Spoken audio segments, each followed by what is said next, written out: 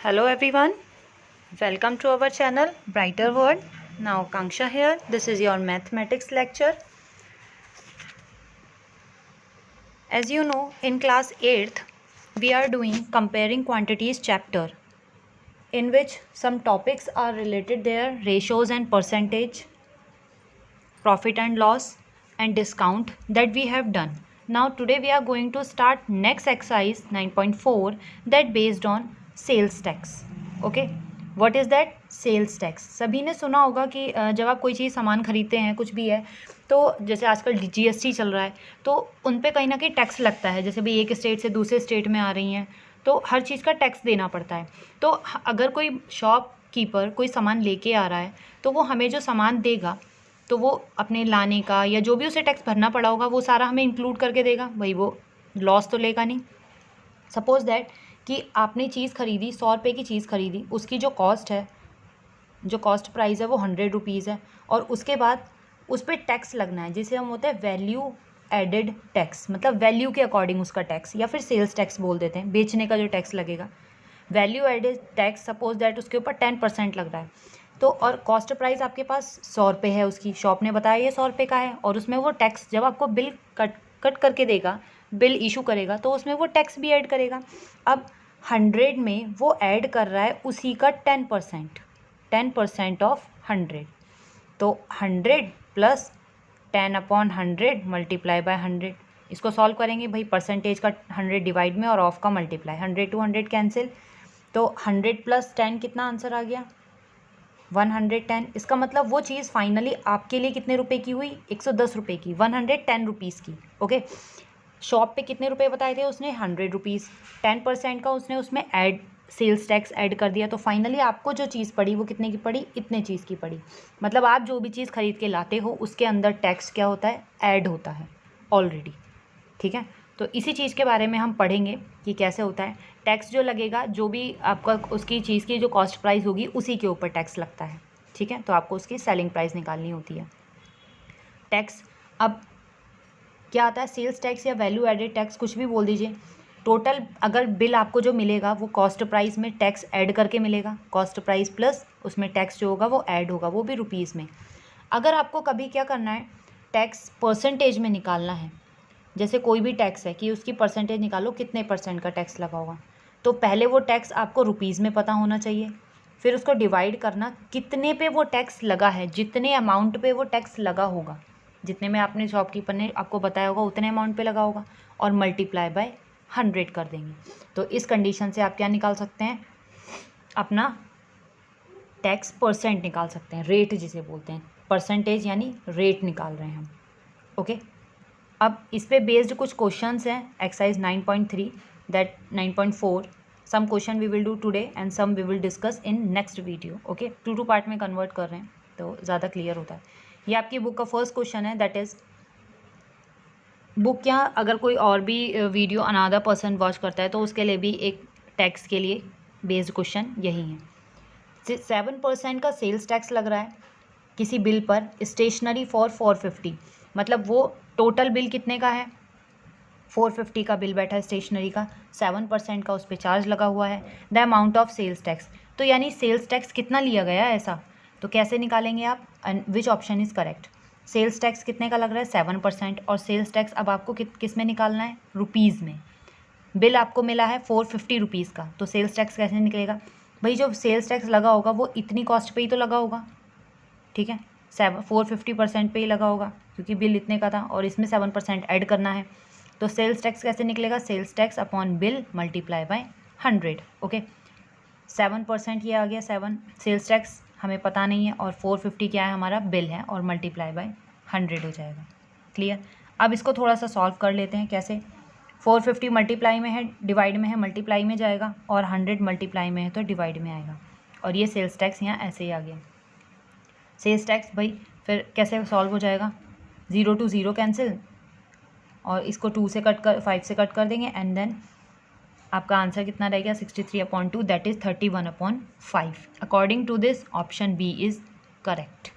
31.5 रुपये का sales tax लग रहा है, that's why option B is correct for this. Okay, इस तरीके से आपको निकालना है। कोई भी बिल है जो टैक्स लगेगा, अगर आपको खाली बिल मिला है तो उसी के ऊपर तो टैक्स लग रहा होगा, तो आप उसमें बिल को अपॉन में रख के आप टैक्स निकाल सकते हैं। See next question is David purchase a pair of shoes. David ने एक शूज़ खरीदे फॉर ₹441 इंक्लूडिंग, उसमें मतलब वैल्यू एडेड टैक्स इंक्लूड है, उसने फाइनली 441 रुपीज़ के खरीदे। इसका मतलब कि फाइनली उसकी जो सेलिंग प्राइस पड़ी उसे ये पड़ी, और कॉस्ट प्राइस कितनी थी पता नहीं। मीन्स टू से कि आपके अकॉर्डिंग ये आपकी कॉस्ट प्राइस है, लेकिन शॉपकीपर के अकॉर्डिंग ये उसकी सेलिंग प्राइस है। ठीक है, आप अपने अकॉर्डिंग अगर बात करें तो। और सेल प्राइस कितने में बेचा उसको, वो 420 रुपीज़ में उस शॉपकीपर ने बेचा, और उसको फाइनली पे करने पड़े 441 रुपीज़। तो 420 से 441 में कितना अंतर है, 21 रुपीज़ का। इसका मतलब 21 रुपीज़ का एक्स्ट्रा टैक्स देना पड़ा, 21 रुपीज़ का टैक्स देना पड़ा। अब 21 रुपीज़ का मतलब कितने % का टैक्स हुआ वो निकाल देंगे। कैसे निकलेगा, सबसे पहले तो आप अपना वो निकाल दीजिए। रुपीज़ में अगर बात करेंगे हम तो भाई वो है कि कॉस्ट प्राइस इतनी है, सेलिंग प्राइस में से सेल्स टैक्स ऐड कर दें। इधर भाई 420 की चीज़ थी, उसमें सेल टैक्स ऐड कर दिया तो कॉस्ट प्राइस बना। अब ये इधर प्लस का है उधर माइनस। मीन्स मैंने आपको शॉर्ट में बताया कि इतने की चीज़ उसने खरीदी और इतने की शॉपकीपर ने बताई थी, और दोनों में कितनी चीज़ का कितने रुपए का अंतर है, 21। इसका मतलब 21 रुपये का टैक्स पड़ा। अब इसको परसेंटेज में कन्वर्ट करने के लिए sales tax upon sales tax कितने पे पड़ा होगा, 420 रुपीज़ पे पड़ा होगा, क्योंकि शॉपकीपर ने उसे इतने ही रुपये में बताया, इतने ही रुपये में बेचा। ठीक है, तो 420, क्योंकि ये तो टैक्स लगने के बाद बना ये प्राइस, टैक्स लगने से पहले इतना था, तो हम तो इसी के ऊपर बात करेंगे ना जिस पे टैक्स लगा है। तो 21/420 मल्टीप्लाई बाय 100। अब इसको आप सॉल्व करेंगे, ये इसको 2 टाइम कट करेगा एंड 2 5 ज़ा 10। So answer you will gate 5%। कितने % का टैक्स लगा, 5% का टैक्स। ओके, इसकी PDF मैं आपको प्रोवाइड कराऊंगी, that you will get from the description box link, वहाँ से आप देख सकते हैं। Now next question is the list price of TV. TV का जो लिस्ट प्राइस था, मतलब जो लिस्ट में जो प्राइस चढ़ा हुआ था टीवी का, वो 18,500 रुपीज़ था, और उसके ऊपर कितने % का चार्ज लगना था, 8% का चार्ज लगना बाकी था। तो the amount of to be paid, तो अमाउंट कितना पे करना पड़ेगा आपको वो बताना है। भाई टोटल अमाउंट कैसे बनेगा, जो सेलिंग प्राइस होगा इसको मिला के और इसके ऊपर 8% का चार्ज लगा के, तो selling price plus 8% of SP, इसी का 8%, तो 18,500, इसी का 8% मीन्स 8/100 मल्टीप्लाई 18,500। ओके, तो इसको आप 0 to 0 कैंसिल सॉल्व करेंगे तो फाइनली आपको 1480, और एडिशन के बाद क्या मिलेगा, 19,980। मीन्स इतने रुपए के अगर वो इतने रुपए का अगर वो लिस्ट में प्राइस था और उस पर इतने % का आपको वैल्यू एडेड टैक्स लगाना पड़ गया, शॉपकीपर ने लिया, तो आपको फाइनली जो अमाउंट है वो कितना देना पड़ेगा, 19,980। Option C is correct. Okay, charge तो भाई देना पड़ेगा, क्योंकि जो शॉपकीपर लेके आएगा वो भी तो अपना चार्ज काउंट करेगा। Next question number 4, Sameer bought a shirt. Sameer ने एक शर्ट खरीदी 336 रुपीज़ की, उस पर 12% का चार्ज लगा था। ठीक है, 336 में 12% का चार्ज इंक्लूड था। एक टाई खरीदी 110 रुपीज़ की, उसके ऊपर 10% का चार्ज ऑलरेडी लगा हुआ था। ठीक है, मतलब ये शॉपकीपर के अकॉर्डिंग उसकी सेलिंग प्राइस हुई दोनों। और आपके लिए कॉस्ट प्राइस कब निकलेगी, आपके लिए कॉस्ट प्राइस निकलेगी जब आप इस टोटल में से इसी का 12% माइनस कर देंगे। मीन्स कैसे निकालेंगे, देखिए क्या निकालना है आपको, finally find the printed price. इसका मतलब जब फाइनली उन्होंने इतने इतने रुपए की चीज़ खरीदी, दोनों चीज़ें खरीदी, आफ्टर द टैक्स इतने रुपए पे करे उन्होंने। ठीक है, तो बिफोर द टैक्स कितने रुपए पड़े हुए होंगे उन पे, without tax, without VAT, value added service, without VAT कितना वो पड़ा हुआ होगा। ठीक है, प्रिंटेड प्राइस कितनी होगी, तो ये यहाँ से हम इसको सॉल्व करेंगे।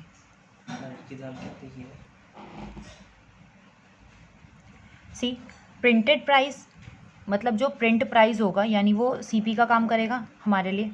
ठीक है, बाद में तो जो उसके शॉपकीपर के लिए।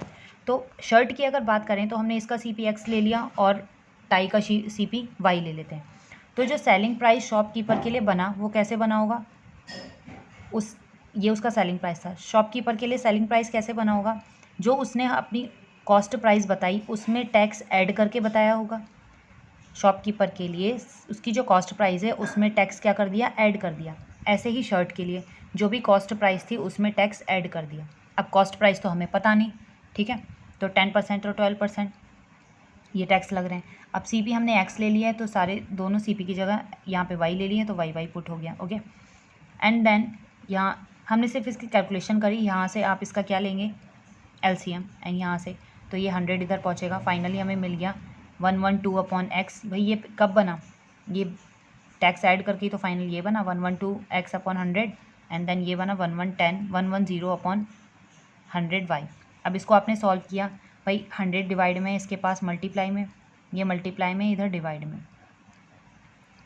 नाउ देन नेक्स्ट ये 100 डिवाइड में है, मल्टीप्लाई में, और ये 110 मल्टीप्लाई में, डिवाइड में चला जाएगा। इसको सॉल्व करने के बाद सबको हमें सीपी मिल गई शर्ट के लिए 300 और इसकी इसकी नेक टाई की जो सीपी होगी वो होगी 100 रुपीज़। इसका मतलब दोनों को मिला के फाइनली कितने रुपए पे किए होंगे, 400 रुपीज़। ये तब की कॉस्ट होगी जब टैक्स नहीं होगा। उसने 300 की शर्ट बताई होगी और 100 की टाई बताई होगी, ठीक है। ये तब के रेट हैं जब उसने टैक्स ऐड नहीं किया, और ऐड करने के बाद तो शर्ट प्राइस बढ़ ही गए। ओके, तो आंसर आएगा 400। ये बिना टैक्स के प्राइस हैं। ओके, नेक्स्ट 5 क्वेश्चन डिस्कस करेंगे आज हम। Waheeda bot N air cooler. Waheeda ने एक एयर कूलर लिया 3300 का और उसमें रेट इंक्लूड किया। कितने परसेंट का इंक्लूड है रेट, 10% इंक्लूड हो रखा है ऑलरेडी। भाई इतने रुपए का उसने ख़रीद लिया, इसका मतलब 10% ऑलरेडी ऐड हो रखा है उसमें, ठीक है। तो उसका प्राइस एग्जैक्टली होगा क्या, टैक्स अगर जब टैक्स ऐड ना किया हो तो एग्जैक्टली वो कितने रुपए की थी।